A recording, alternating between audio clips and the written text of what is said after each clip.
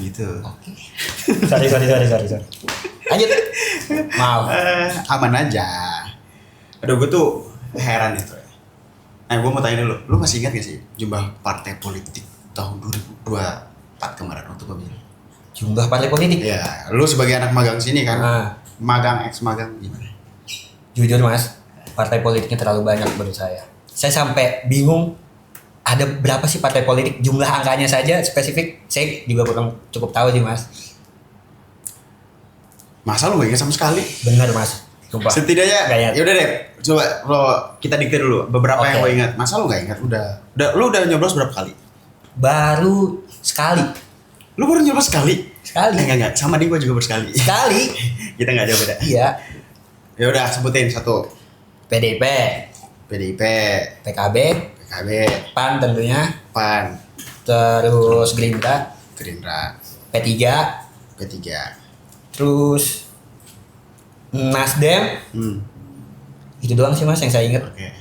Oke, gue kasih kalau lu lupa, gue juga setahu gue deh ada 17. Nah, tapi yang lolos itu cuman 8. Dari 17 cuma 8 yang lolos. Iya. 18 cuy. Oh iya. Dari berapa gue sebutnya? Dari 17. Oke. Dari 18 jadi 17. Sorry. Nah, 18 jadi 17. Dari 18 jadi dari 18 ke 7. Jadi 7 atau 8? 8. Gimana sih, Cuk? Sorry deh. Dari 8. Nah, pertanyaan gue, kenapa dari 17 jadi cuma 8 yang masuk parlemen? Terus ini kemana nih sisanya? Ya nggak tahu mas, saya aja partai politik aja saking banyaknya nggak hafal, apalagi itu. Oke. Enggak, tapi menurut kalian idealnya partai itu berapa? Menurut gua sih mas, ya sekitar 3 atau 2 sih mas, kayak 2 partai gitu. Gak bisa lah mas. 3 atau 2 itu di pemilu apa yang masuk DPR? Oh yang masuk DPR. Terus kalau di kertas suara? Kertas suara mungkin sekitar 10 sampai 15 kalau menurut saya. Tetap banyak ya? Tetap banyak. Kenapa? Karena menurut saya sih tentunya partai-partai ini perlu apa ya masyarakat perlu suaranya di aspirasikan oleh partai tentunya. Jadi kan banyak suara masyarakat kayak ya tentunya petani dan lain-lain kan banyak, nggak mungkin cuma diakomodir 1 atau 2 partai sih mas menurut saya. Tapi emang ada bedanya partai-partai politik di Indonesia? Itu yang saya bingung mas.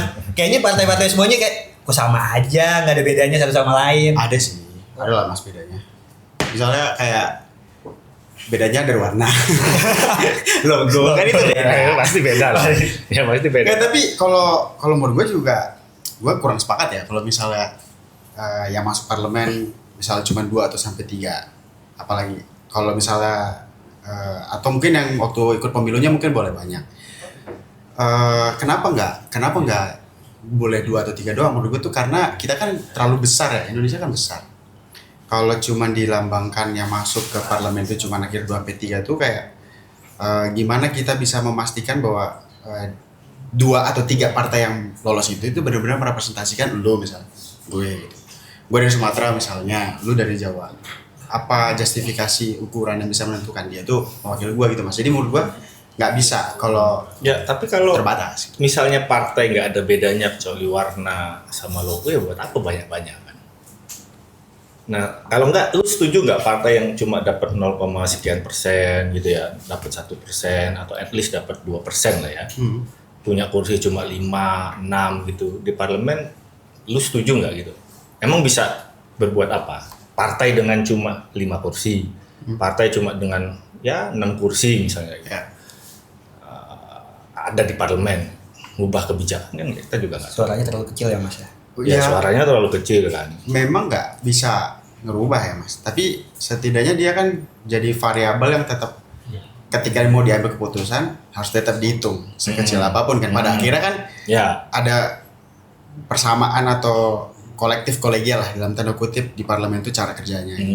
Meskipun dia kecil, walaupun dia nggak bisa jadi katakanlah yang di depan terus membawa narasi perubahan atau membawa sesuatu agenda dan ngajak merubah gitu.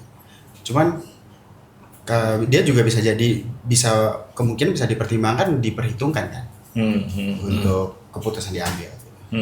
Nah tapi kan gini, tadi kan kita nemu fakta satu, lu ngerasa kan kira-kira lu ngerasa bahwa partai ini nggak ada bedanya lah, kecuali logo, kecuali warna, kira-kira kayak gitu. Lu juga ngadepin situasi bahwa lu milih ini kan kertasnya gede, partainya banyak, lu juga nggak hafal, partainya aja nggak hafal, apalagi calegnya lah, kira-kira kayak gitu.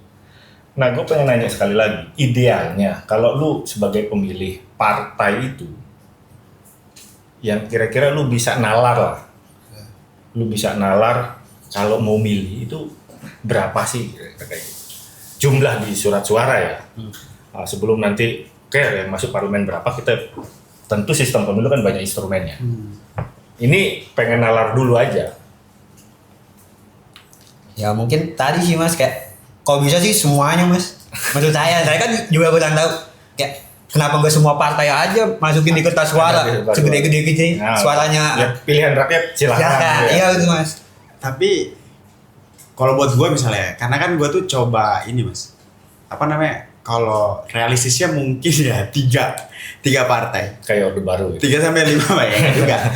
Maksudnya karena ini yang ada tergantung jumlahnya ya. Iya, yang ada tergantung jumlah calegnya nanti di kertas suaranya nih per partai. Ya. Kalau misalnya ada pembatasan yang lebih rigid, misalnya partai, artinya kan persoalan dapil tuh. Kalau dia makin kecil, misal kandidatnya hanya bisa jadi per partai itu 5 orang. Gua bisa bilang mungkin 5 sampai 7 partai masih bisa gua lakukan lah. Relevan lah untuk gua pelajari nalar milihnya lebih gampang lah ya, lebih realistis. Soalnya kan kita perlu lihat si caleg A, caleg B, caleg C, caleg D gitu. Terus emang dasarnya apa kita milih si caleg A misalnya kalau kita nggak cek latar belakang dia atau latar belakang partainya gitu. Mungkin kalau partainya dari 5 kita bisa baca satu-satu, tapi kan kandidatnya juga perlu dipilih kan, perlu dibaca. Nah mungkin kalau realistisnya kalau gue pribadi kayaknya mungkin 5 sampai 7. Tapi lu tahu nggak di 2024 aja kan tadi kita diskusikan ada 18 partai politik yang masuk parlemen cuma 8. Nah yang 10 itu kemana? Dan yang 10 itu kenapa kemudian nggak bisa masuk ke DPR? Tahu karena apa? Gak tahu kenapa tuh Mas. Karena kenapa? Kenapa? Kurang hoki. Iya mungkin Kurang banyak duitnya. ada mungkin nggak dibolehin masuk atau gimana? Enggak sih, setahu gua ini sih Mas, karena kan ada semacam filter lah ya. Kayak semacam filter sederhananya kayak jadi dari semua yang berkompetisi tapi tidak bisa semua masuk karena dia bisa lolos nggak filter ini. Filternya itu bisa dibilang kayak buat memastikan dia ini udah punya legitimasi sosial dan politiknya nggak gitu. Kalau logika gue tuh mikirnya gitu ya, kayak ambang batas lah ya. Nah ya. Ambang batas dan kalau dia melampaui itu artinya dia cukup punya basis dan merepresentasikan sesuatu. Ya, misalnya kelompok, komunitas,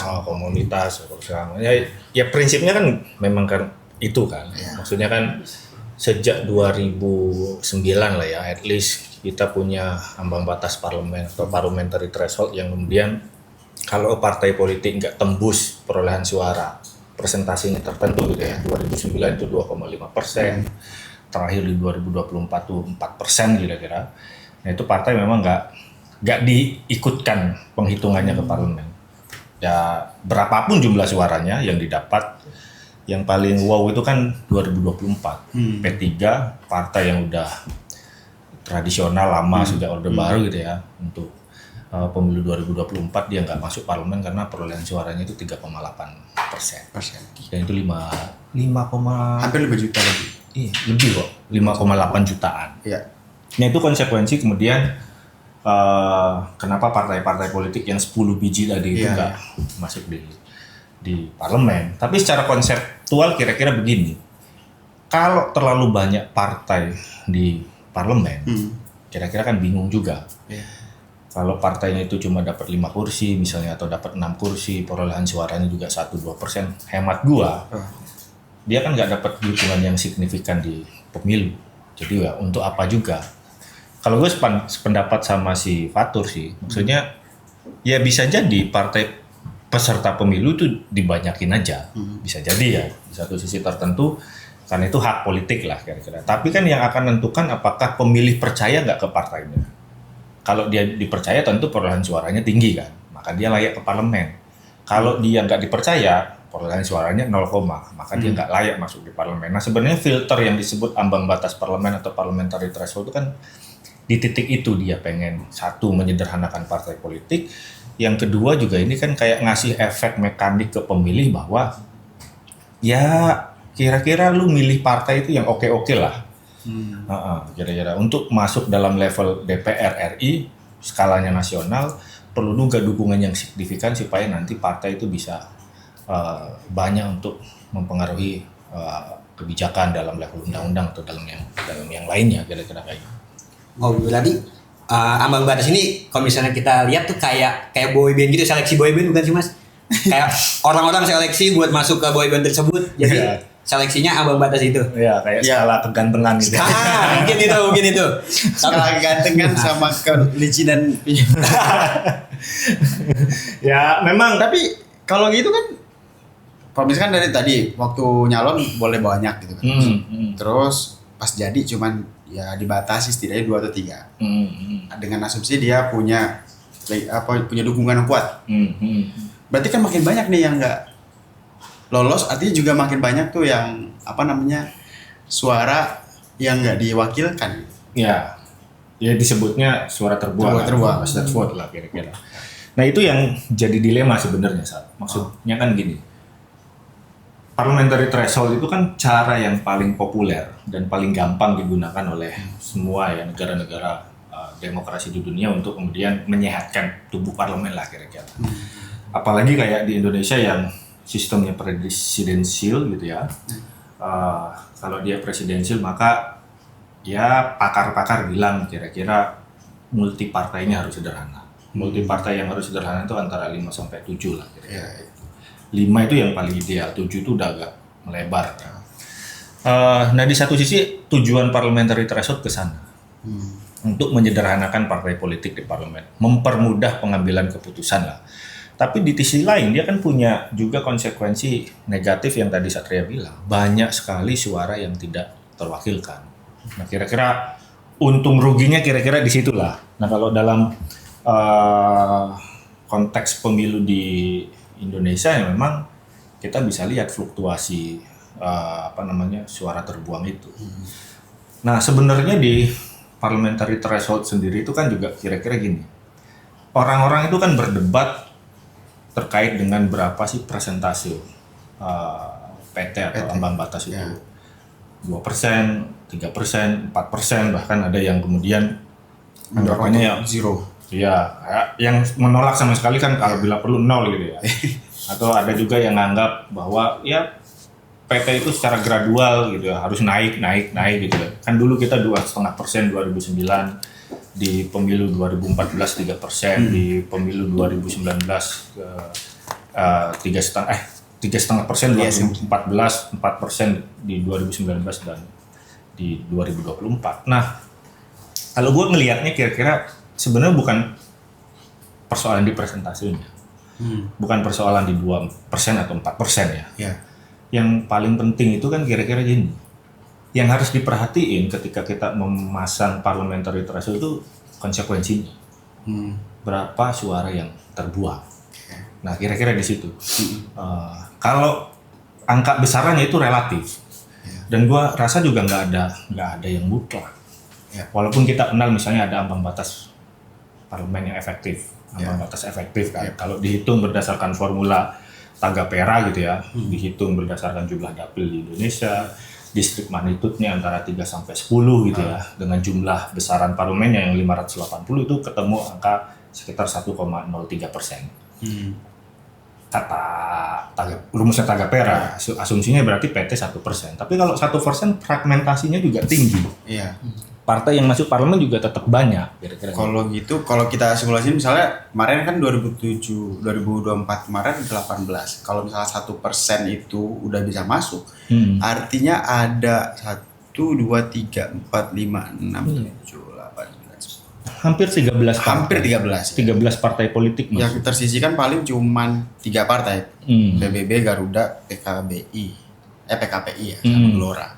Itu yang di Garuda bawah Umat, ya. di bawah 1% kan. Di bawah Berarti 1%. angka 4% itu dapat dari mana sih? Dia Mas bilang agak beda kan 1, berapa tadi? 03. 03. Nah, itu 4% dia dapat dari mana? Apakah wangsitnya atau dia mimpi atau Ya. atau gimana kok bisa tiba-tiba angka 4 kenapa enggak 7 atau Ronaldo gitu, Nah. 10 Messi, Ya mungkin 10%? Iya.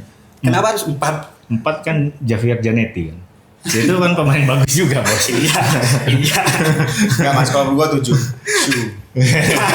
Ini ya kenapa Ya, harus 4 7 gitu? terlalu populer nanti kayak di Turki kan. Turki itu tinggi 7%, Oh, iya. bahkan titik tertentu 2022 katanya itu kan sampai 10%. Hmm. Tapi alasan Turki kemudian menerapkan parliamentary threshold 10% ya. Kira-kira waktu itu kan ada satu partai Partai Kurdistan lah, salah satu suku besar juga di Turki yang memang dia sengaja dihalangi. Nah, PT itu di titik tertentu cara yang paling populer, cara yang paling gampang sebenarnya cara yang paling kasar. Dia mengeksklusi karena Iya. konsekuensi negatifnya. Nah, tadi gue balik ke urusan dalam menentukan parliamentary threshold, kita nggak hanya ngeliat berapa besarannya, tapi yang dihitung benar itu adalah berapa konsekuensi suara terbuang karena pemberlakuan PT. Nah, gue kasih contoh misalnya gini, Liphart. Liphart tuh bilang kalau mau, karena kita sistem pemilunya proporsional, maka ketika menerapkan parliamentary threshold itu sebisa mungkin suara terbuang itu tidak lebih dari 10%. Nah, 10% itu dianggap angka yang moderat. Konsekuensinya bisa diterima lah, supaya proporsionalitasnya nggak terlalu terganggu. Saya kira kayak itu. Tentu dengan pemberlakuan PT kita punya konsekuensi proporsionalitasnya terganggu, tapi jangan sampai lebih dari 10%. Nah, kalau kita lihat datanya di 2024 dengan P3 yang tidak lolos itu suara terbuangnya itu sekitar 17 juta. 17 juta. 17 juta itu kalau dikonversi dia sekitar 11%. Tembuslah kira-kira angka kewajaran ya, makanya itu. Ya kalau kita evaluasi ya seharusnya parliamentary threshold di pemilu selanjutnya kan nggak 4%. Karena pengalaman pemilu 2024 menunjukkan bahwa suara terbuangnya terlalu tinggi. Ya kita bisa terima usulan kayak CSIS diturunkan 3,5% misalnya. Tapi kita harus hitung lagi. Kalau 3,5% memang dia akan di bawah 10% karena P3 itu tembus kan. Iya. Dia 3,8% kira-kira. Kalau- Nah suara terbuangnya itu sekitar 9% kalau nggak salah. Kalau pengalaman, kalau pengalaman yang 2014 kan 3,5 juga tuh Mas. Itu dia terbuangan cuma 2,37. Iya. 2,37% 2,37. Nah itu satu data yang menarik lagi. Tapi kira-kira gini, nanti kan perlu ada moderasi ya. Nah yang paling penting kan gini, gue mau bilang bahwa ketika kita ngelok ya, ngunci berapa sih sebenarnya angka parliamentary threshold, karena itu yang diributkan terus ya. Kayak tadi supaya pertanyaannya Fatur tuh nggak muncul lagi. Ini wangsitnya kira-kira dari mana? Kira-kira gitu kan. Biasanya ada. Biasanya. riset dapat angka 4 gitu. Tolong ini episode 1. Yang 4 itu IPK lah kira-kira. Ini kan Kenapa 4. Iya, tapi dulu kenapa 4% juga kan memang tidak didiskusikan secara menyeluruh kenapa kemudian hadir 4%.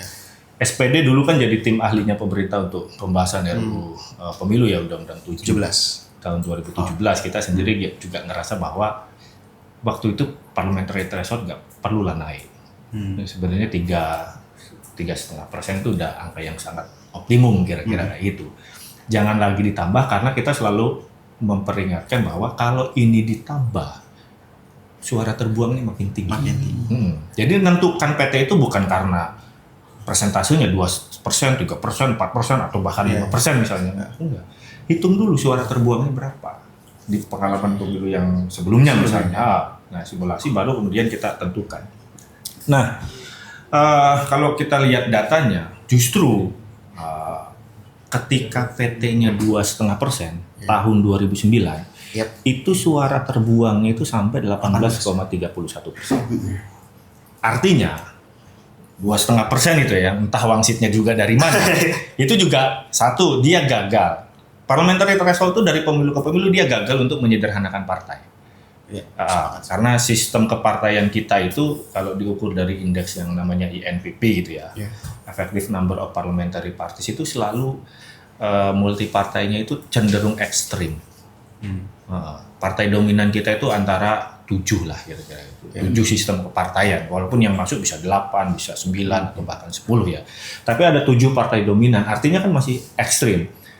Parliamentary threshold itu udah ya angka optimum, tapi juga tidak terlalu berhasil menyederhanakan partai politik. Cuman menurut gue dia ada gunanya. Gue sepakat bahwa partai-partai 0, atau 1% itu kan nggak juga relevan lah masuk ke parlemen. Parlemen kita juga sulit didisiplinkan gitu. Kecuali misalnya ada ambang batas untuk fraksi misalnya. Nah kita balik tuh. Kenapa di 2009 PT-nya 2,5%, suara terbuangnya 18,31%. Tadi Satria juga bilang kenapa di 2014 PT-nya naik 3,5%, tapi suara terbuangnya justru hanya 2,37%. Di 2019 PT-nya 4%, suara terbuangnya 9,71%. Naik lagi signifikan. Nah sebenarnya pemberlakuan parliamentary threshold itu butuh dimoderasi atau dibarengi dengan kita juga harus lihat tadi jumlah peserta pemilunya apa. Di 2014 itu suara terbuangnya kecil 2,37% tuh 12 partai politik peserta pemilu. Iya. Udah ada intel aja. Iya dibahas. Itu dia makanya. Itu makanya gue dari tadi berangkat dia ya. Kok bakso penting gitu jadi gitu. Pertama udah ada itu lah. Kok mangkal jadinya. Nah, iya Mas. Iya, maksudnya kan kita juga harus memperhatikan, bukan hanya menentukan besarannya ya, kita harus perhatiin suara terbuangnya, kita juga harus perhatiin sebenarnya peserta pemilu ini perlu diperketat gak? Percuma juga banyak kalau kemudian Fatur nggak tahu, lu nggak tahu, nggak dipilih kira-kira kayak gitu ya, 0, sekian persen gitu loh. 1, sekian persen itu kan udah kayak mahasiswa yang DO nggak DO kan kira-kira. Tadi kan angka 17 juta suara terbuang ya Mas ya? Ya, Itu yang terbaru. Suara terbuang. Sedangkan P3 kemarin 3,8 5,8 juta. Kalau 3,8% lah. Itu 17 berarti terbuang sia-sia gitu Mas? Iya pada akhirnya. Abang nggak bisa dikasih aja ke P3 itu sedikit 17 jutanya daripada dibuang sia-sia gitu Mas? Boleh juga sih. Harusnya gitu sih. Tapi mungkin udah usaha Mas, tadi nggak lolos. Iya Mas, tapi ya gue Impulse. katanya dulu kemarin itu ada banyak operasi-operasi. Sampai kayak operasi bunga-bungaan ada. Oh gitu ya. Iya. Oke, kita skip aja lah bagian ini ya. Nanti aja. Enggak, tapi benar Mas. Gue jadi ingat pas waktu lu bilang kalau misalnya di 2009 meskipun PT-nya bahkan lebih kecil. Sekarang kan seakan-akan semua orang ngomong bahwa harus Terlalu gede, terlalu presentasinya. besar agar Ya. lebih memberikan kedaulatan rakyat, hak pilih, semuanya terrepresentasi harus lebih kecil, bahkan ada sampai kosong. 0 ya. 0%. Nah di 2009 kan faktanya, bukti empirisnya kan dia 2,5% kecil. Suara terbuangnya tetap tinggi. Nah ternyata kan ada di jumlah peserta pemilu. Yang lu bilang tadi ada aturan komplementer lah. Selain saat menerapkan ambang batas ini. Apakah beda jauh Mas waktu 2009? Karena gue nggak tahu ya. Waktu itu belum Sama, gue juga belum apa ya. cuma baca buku aja ya. Maksudnya di 2000, kalau yang gue tahu hari ini, walaupun udah ada partai-partai baru nih sekarang, ada 2. Makin banyak Bos. Apakah waktu itu persyaratan bikin partai politik semudah itu gitu? Sampai akhirnya 38 peserta partai politik bisa ikutan waktu 2009. Nah kalau sekarang yang gue dengar kan seakan-akan kayaknya bikin partai politik susah, biayanya mahal dan lain-lain. Memang sulit. Ya. Dulu masih sesulit itu atau sebenarnya jauh lebih mudah? Ya prinsipnya sejak 2008 bikin partai susah. Karena kan kepengurusannya harus nasional kan. Di Undang-Undang Partai Politik harus punya kepengurusan di 38 provinsi lah kalau sekarang. Di 75% kabupaten kota, 300 lebih lah. kecamatan 50%, berarti sekitar 4.000 lebih lah kecamatan kayak gitu. Ya LSM nggak mungkin lah bikin partai. Tapi ada loh Mas, transformasi LSM. Ya bisa jadi. Tapi maksudnya kan dengan ambang batas pembuat untuk bisa mendirikan partai politik gitu ya. Kemenkom ya notabene susah banget. Jadi lah. waktu itu juga masih sulit. Sangat sulit. Tapi sulit. ya ada beberapa hal yang Tapi gokil juga ya, berarti sangat sulit pun bisa sebanyak juga. itu. Iya, bisa dibikin ya, entah Apa dia karena bikin faktor- ormas dulu, terus kemudian transformasi jadi partai politik. Tapi yang jelas costly. Dan kita tahu sejarahnya bahwa tidak ada partai yang dibentuk dari inisiatif warga gitu ya, atau kelompok LSM. Itu Iya. pasti ada Nggak ada dari bohir di belakang itulah kira-kira. Entah dia punya media, entah dia punya tambangan gitu. Kalau nggak gitu, nggak mungkin membiayai. Berarti kasihan juga ya Mas ya. Partai-partai yang udah tadi Mas bilang kan agak mahal kan untuk berpartai, tapi pas sampai pemilihan suara nggak nyampe 1% atau nggak nyampe 0,5%, berarti kan kayak apa ya, kayak sia-sia aja sih Mas kayak gitu. Ya benar sih ya. Kalau dibilang sia-sia nggak juga sih itu, karena ada kembalian kan. Yang sia-sia itu pemilihnya bos. Kadang-kadang mereka ngerasa nggak sia-sia loh itu Tur. Oh enggak. Nah iya, kita nggak tahu motif orang bikin partai politik. Jadi juga ya. nih Tapi barang at least kali oke ini. lah. Tapi yang lagi-lagi dirugikan kan pemilih. Lu bayangin aja ada 17 juta orang. Kan kira-kira udah datang ke TPS dengan berbagai motifnya. Udah rapi, baju rapi, udah nyiapin waktunya. Waktu segala macam, datang ke TPS lo nyoblos kira-kira ya. Nah 17 juta orang datang ke TPS itu kan akhirnya suaranya dibatalkan karena sistem. Itu 17 juta tuh 17.000 ya. 17 juta. 14 juta. Suara. 17 Itu juta. bisa kayak satu negara Mas, di beberapa negara Eropa. Belanda kayaknya, Belanda. Ya, ya lebih besar dari pemilih Belanda waktu pemilu 2015. Iya. Tingkat partisipasinya 80%, kalau nggak salah dia 13 juta pemilih. Kurang 2 juta. Gitu. 19 juta lapangan pekerjaan ya, kurang 2 juta lagi. Anjir. Iya juga ya. Jadi 17 juta itu nganggur semua kan? Tur. Takutnya dikit lagi 2 juta lagi. Tapi 58% Ini ada nih episode kedua bos. Semoga ada. Kurang 2 juta lagi. 2 juta lapangan kerja. kurang 2 juta lagi ya, tercapai sudah ya. Kan tuh 17 juta udah ketemu tuh angkanya. Apa jangan-jangan dia tuh niatnya untuk kan 17 tuh untuk digantikan pas udah jadi dapat pekerjaan. Karena kemarin dia dapat Oh makanya dia janji 19 juta. Enggak, maksudnya Enggak. gini, itu jadi alasan nanti di 2029 PT-nya 5%. Kenapa? Karena harus lebih dari 19 juta. Iya juga. Makin banyak. Enggak, tapi gini lah kira-kira. Sistem pemilu kita itu kan juga alat rekayasa ya. Iya. Alat rekayasa baik untuk partai politik, baik untuk pemilih kira-kira. PT itu kan kayak ngajarin efek mekaniknya pemilu. Ngajarin pemilih juga untuk lihat-lihat lah kalau milih. Kira-kira kalau partainya ya nggak dikenal, visi misinya. Ya kan kita harus realistis. Ya. Kita nggak kenal partainya, visi misinya nggak, caleg-calegnya juga nggak kampanye. Kita mau tahu informasi soal apa. Nah itu kan kayak ngajarin pemilih bahwa kalau lu dukung partai, kira-kira yang partainya kuat lah. Karena kalau lu kasih suara ke partai yang nggak dikenal, lu juga nggak tahu, publiknya luas juga, teman-teman lu juga nggak ngerti ini partai apa kira-kira. Nah lu timbang-timbang ulang karena dia harus tembus parliamentary threshold kan. Nah kira-kira sebenarnya yang kita mau cegah itu kan kerugian pemilih yang udah datang ke TPS. Nah, makanya kemudian PT itu nggak boleh terlalu tinggi. Nah pengalaman kita di pemilu 99 itu kan nggak ada yang namanya parliamentary threshold. Dulu ada, tapi beda konsep, namanya electoral threshold. Jadi partai-partai yang nggak tembus 2% perolehan suaranya, itu nggak boleh ikut pemilu selanjutnya. Bukan nggak masuk parlemen, pemilu selanjutnya nggak boleh ikut ya. Karena dianggap belum ready lu gitu. Ya, kira-kira nggak berprestasi lah, kira-kira kayak gitu. Turun Nah, kelas. dari titik itulah kemudian sebenarnya waktu pemilu 1999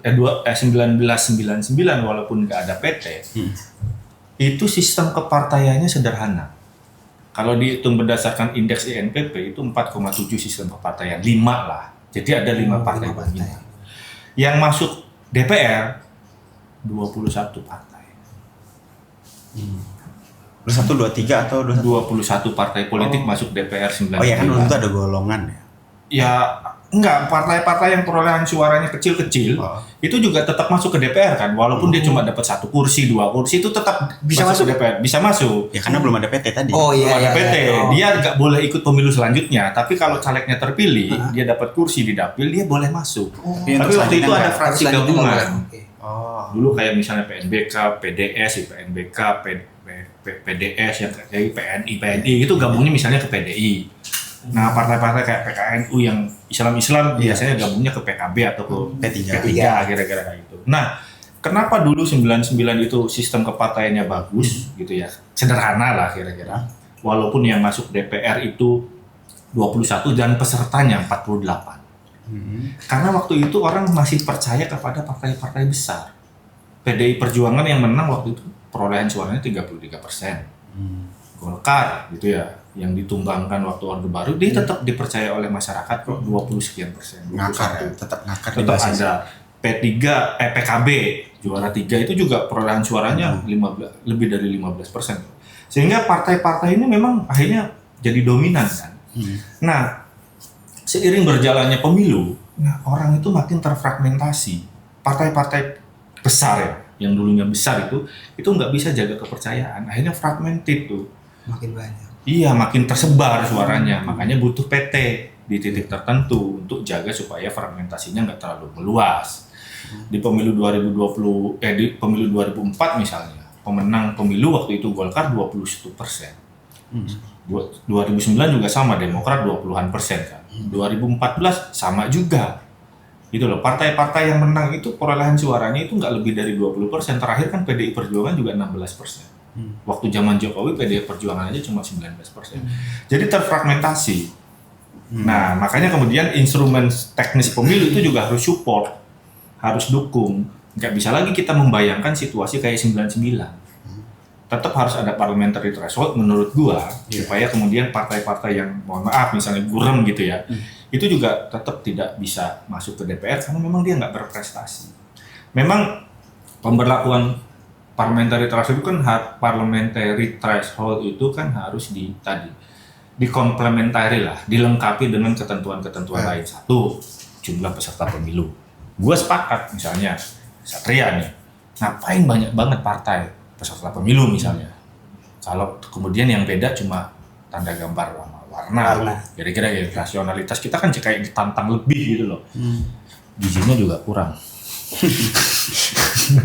Nah, maksudnya kan cukup lah misalnya pengalaman 2014 kan ngasih pelajaran juga ke kita kalau partainya itu cuma 12 gitu ya misalnya. Itu yang lolos 10, jadi kan kecil juga suara yang terbuang. Sedikit juga suara masyarakat yang udah datang ke TPS itu terbuang. 2% itu normal. Iya, menurut riset-risetnya gitu ya yang dikumpulkan dari IFES misalnya itu bilang bahwa pakar-pakarnya suara terbuang atau wasted vote itu kira-kira maksimal 4% lah yang bagus. Jadi 2014 itu contoh yang ideal lah ya. Iya, contoh yang baik lah kira-kira. Waktu itu kita dapatkan ya kayak gitu. 2019 naik lagi karena waktu itu jumlah peserta pemilu kan nggak salah 20. Ini sekarang 2024 18. Nah, jadi memang harus dilengkapi dengan ya PT-nya oke moderat misalnya kita turunkan karena pengalaman 2024 ya. Kita turunkan lah jadi 3% misalnya karena ingin menghindari suara terbuang tadi 2,5 sampai 3% itu moderat. Terus kemudian jumlah peserta pemilu juga kemudian harus diperketat. Verifikasi partai politik ya, administrasi dan faktual harus diperketat. Yang benar-benar aja lah kira-kira. Kita juga tahu kan sama-sama lah kira-kira. Benar-benar masa partai yang verifikasi jumlah anggotanya sampai ratusan ribu misalnya, atau bahkan ada yang 800 ribu, perolehan suaranya 300 ribu. 400 ribu kan Kemana sih saya? iya kan anggotanya aja siluman. Maksudnya itu satu teknik yang sangat luar biasa gitu untuk bully. Tapi Mas, gue tuh kayaknya lumayan, kita itu tadi udah lumayan banyak ngobrol soal PT kayak, tapi ini soalnya kan masih dimensi pemilu banget gitu. Maksudnya dimensi yang permainan Iya. Gimana gameplaynya itu dibikin sama elit-elit partai politik. Kalau ngomongin ini juga menurut gue tuh misalnya tadi tujuannya PT bikin lebih sederhana agar presidensial itu atau pemerintah bisa mengambil keputusan lebih cepat, lebih efektif.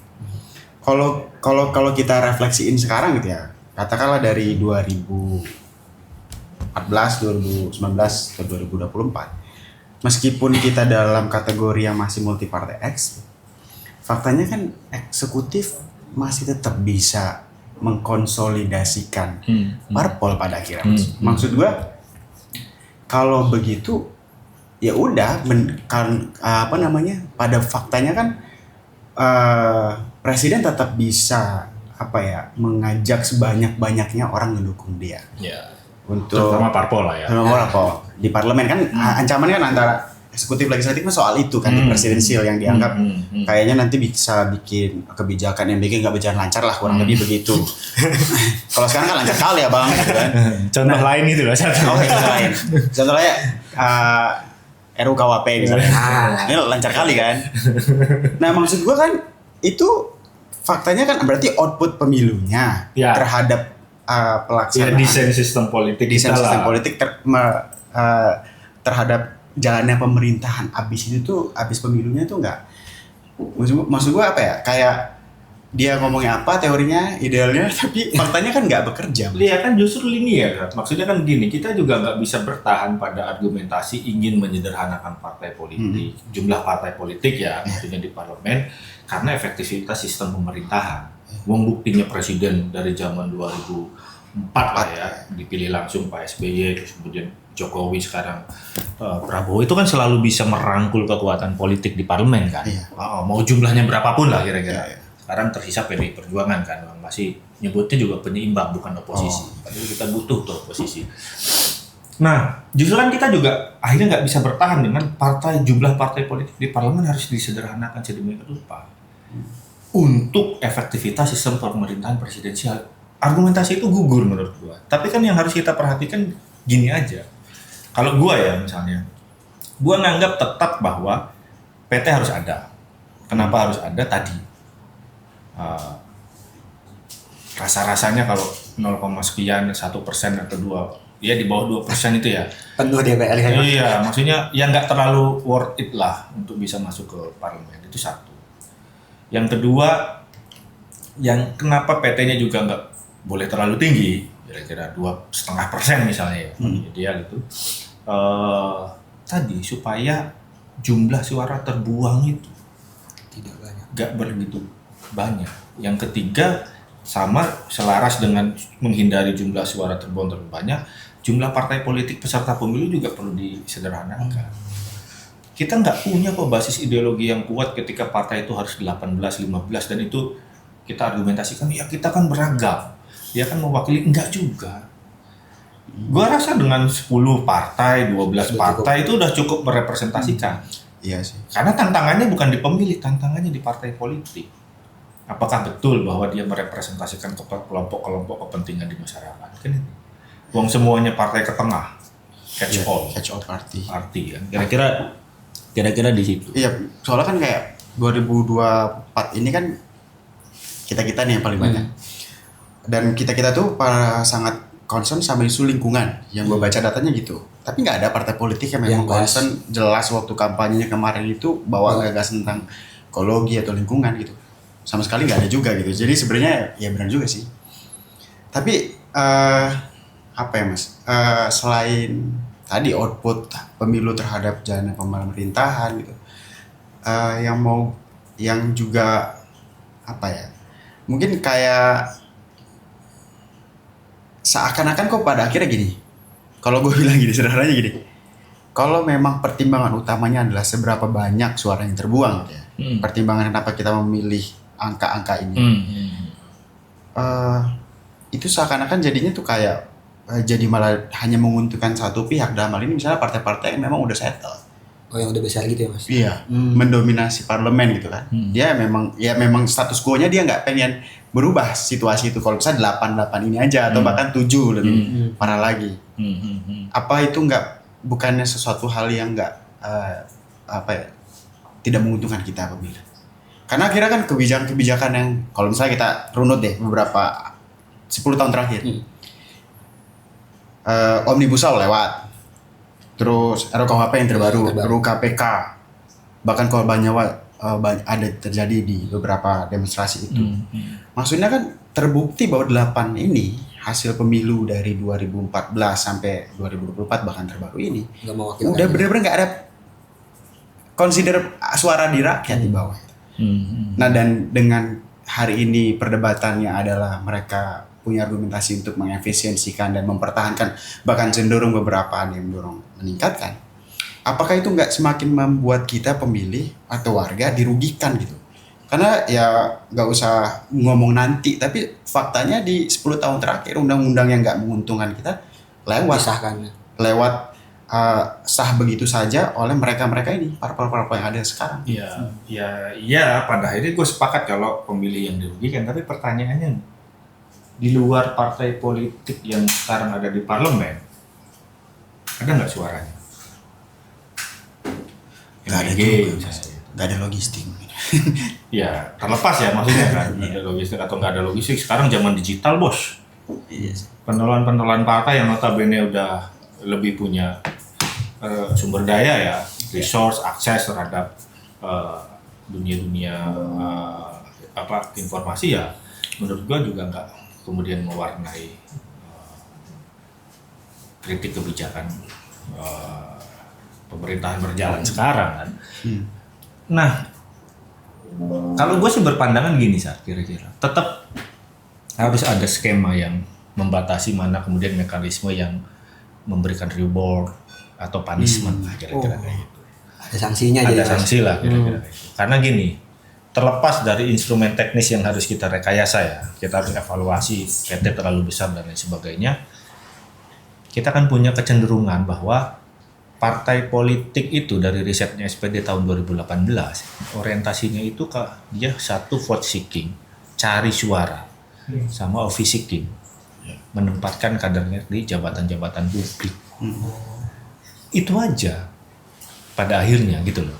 Maksudnya kan kalau semua dimudahkan untuk terlalu mudah lah ya bagi partai politik untuk menempatkan kadernya di parlemen, ya udahlah nggak apa-apa, bikin aja partai nanti 2-3 orang, 4 orang, 5 orang masuk parlemen, nggak apa-apa kan. Tujuannya kok cuma itu kira-kira kayak gitu. Ada nggak tujuan untuk mengubah kebijakan? Ada nggak untuk mengumpulkan dukungan publik sebanyak-banyaknya? Kan nggak juga. Jadi mekanisme reward and punishment-nya juga harus muncul. Makanya muncul kira-kira gini. Ada juga komplementarinya untuk kemudian memberikan mekanisme reward and punishment-nya. PT tetap harus ada sebagai satu instrumen. Tadi ya jumlah peserta pemilu. Ya. Ini juga kan harus direkayasa. Kita tuh nggak pernah kira-kira begini. Nanti sekarang tuh ada sekitar lebih dari 70 partai politik yang terdaftar di Kemenkumham. 70 partai. 70 partai politik. Ya lu bayangin lah nanti kalau mereka lolos semua ke KPU ya, jadi peserta pemilu. Kertas segede apa? Gede apa? Kemarin aja juga lumayan gede tuh. Ya, lumayan gede. Bukan lumayan lagi sih. Gede banget. Kira-kira kayak gitu. Nah itu kalau semua masuk surat suara kan Wah. repot juga kan. Nah kan tetap harus kemudian kita diketatkan lah kira-kira berapa yang masuk. Nah yang kedua dari sisi desain sistem kompetisi kita juga kan harus direkayasa. Kalau gue sih membayangkan, karena kita ini sama-sama penggemar sepak bola lah ya kira-kira, membayangkan pemilu itu kayak sistem kompetisi liga. Gimana tuh Mas? Gimana? Ya, Pakai poin. Ya pakai poin kira-kira. Yang partai-partai yang nggak lolos parliamentary threshold kayak 99 ya, nggak boleh ikut Oh, nggak dapat poin jadinya. mainnya di Liga B. Iya. Seri. Maksudnya Liga Kasta 2. Kasta 2 lah. Berarti bolehnya di pemilu provinsi aja. Tapi match fixingnya makin seru Mas. Makin banyak lagi deh. Loh iya enggak ya. Fixing. Kan yang paling Pemainnya lebih sistem kompetisi yang cukup fair itu kan sistem kayak liga kan. Maksudnya yang nggak berprestasi kayak Manchester United kan bisa. Akhir-akhir ini menang Mas. Dan sepertinya akan menang terus sih bro. Jadi yang Calciopoli ya main di Serie C kira-kira kayak gitu.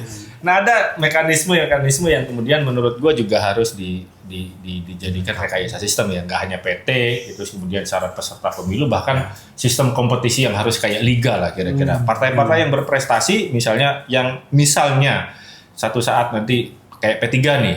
P3 misalnya kan ikut di provinsi semua. Tapi kalau di provinsi dia bisa menempatkan kadernya di semua provinsi, pemilu selanjutnya layak dong promosi. Dapat poin plus. Dapat poin plus naik ke Liga Nasional kan kira-kira kayak gitu. Nah itu menurut gua banyak instrumen-instrumen teknis di kepemiluan gitu ya. Kita itu harus direkayasa, nggak hanya PT, ada juga soal syarat peserta pemilu, ada sistem kompetisi, tadi juga ada soal sistemnya terbuka atau tertutup untuk menghindari surat suara yang begitu besar kira-kira kayak gitu ya. Tapi next lah, mungkin kita akan bahas di episode selanjutnya karena ini suara mangkoknya nggak muncul lagi, kayaknya lagi ngerekam. Persiapan Kira-kira kayak gitu. Gak Mas, terakhir deh. Ya. Gua pernah ada satu lagi yang jadi cukup menggelitik buat gua. Selama ini kan beberapa waktu inilah ada mulai banyak dorongan masyarakat sipil gitu. Misalnya tadi gue sepakat kalau misalnya dorongan reformasi elektoral itu nggak bisa sporadis. Ngomongin elektoral dan nggak bisa hanya satu elemen aja. Iya, harus komplementer melengkapi satu sama lain kan. Cuman ada satu yang menurut gue itu kan di proporsional itu kan yang dijaga adalah proporsionalitasnya kan. Yeah. Seperti yang gue sampaikan juga tadi, faktanya bahwa di satu dekade terakhir atau bahkan hampir 2 dekade terakhir itu udah sangat tidak merepresentasikan parpol-parpol ini. Nah, ada wacana misalnya ada banyak pilihan nih. Kalau secara garis besar ada yang dibikin tetap dipertahankan proporsional terbuka, ada yang bahkan menutup gitu ya, tutup dan ada campuran.